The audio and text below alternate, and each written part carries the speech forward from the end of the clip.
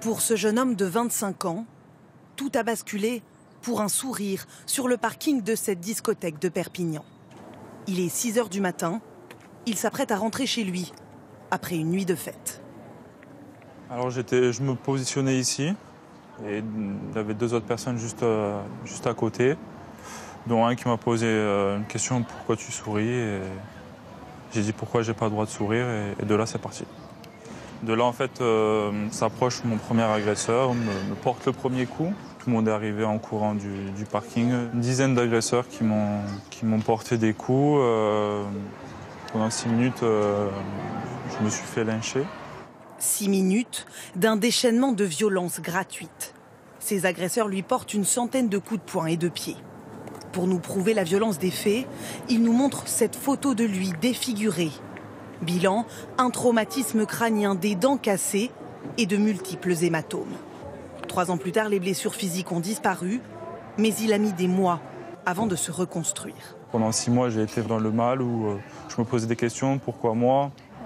Du coup, je me suis totalement renfermé. Je ne suis plus sorti.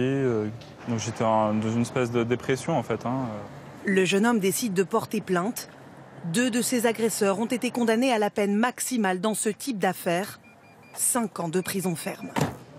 Lynché pour un sourire, une cigarette refusée ou un simple regard. Comme lui, près de 170 000 personnes ont été victimes d'agressions gratuites sans aucun motif crapuleux depuis le début de l'année. Une augmentation de 7,7% en un an, qui comprend aussi les violences domestiques. Selon ce spécialiste, les raisons sont multiples. Première explication, les gens vont déposer beaucoup plus plaintes qu'auparavant, c'est ce qu'on appelle une meilleure révélation des faits. Deuxième explication, une moindre tolérance de la société par rapport à certains actes qui ont été banalisés. Par exemple, des comportements incivils sont moins supportés, ce qui peut amener des réactions agressives de la part de certaines personnes. Mais parfois, ces agressions débouchent sur des drames. 134 morts depuis le début de l'année, le plus souvent dans des conflits banals. Parmi eux, Adrien Pérez, tué alors qu'il s'interposait dans une bagarre devant cette discothèque de l'Isère en juillet. Ou encore Ali Unlu, battu à mort pour une place de parking en septembre. Le plus difficile pour les proches, admettre l'inexplicable. Comme pour les parents de Baptiste Jean-Jacques, 19 ans, tué de 23 coups de couteau par un voisin qui l'accusait de tapage nocturne. C'était le 15 septembre dernier. Il a interpellé mon fils par le bras. On lui a demandé si c'est lui qui avait fait du bruit. Mon fils dit non, et puis sans aucune explication, il a pris un couteau. Il n'y avait pas d'explication. On peut pas admettre ça, quoi.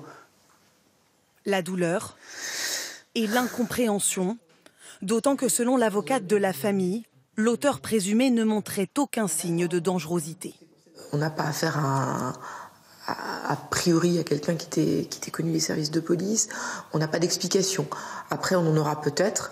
Il faut aussi se préparer à ce que les explications qui soient données ne soient pas non plus satisfaisantes. Au mauvais endroit, au mauvais moment, cette famille demande aujourd'hui aux autorités d'agir pour tenter d'éviter de nouveaux drames.